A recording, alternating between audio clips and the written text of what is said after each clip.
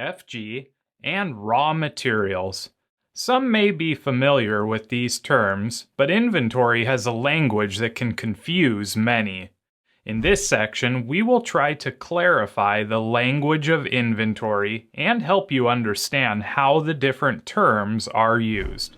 Let's start by explaining that inventory, whether a finished good or a raw material, begins with a certain amount of value.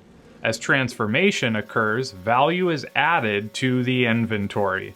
Many of the terms that we will explain depend on either where in the transformation process the inventory lies, where in the supply chain it is located, or what the function of the inventory is. Keep this in mind as we review the language of inventory. In the next few sections, we will review terms like raw materials, work in progress, finished goods, in transit or pipeline inventory, and MRO or maintenance, repair, and operations inventory. To make this simple and comprehensive, we will cover each of these in individual videos.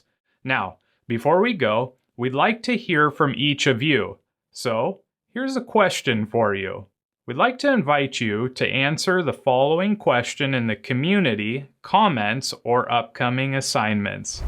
What type of inventory for you is most common, and how do you think understanding the language of inventory could benefit the supply chain and your industry? Thanks for watching, everyone, and don't forget to stay active in the community and visit often.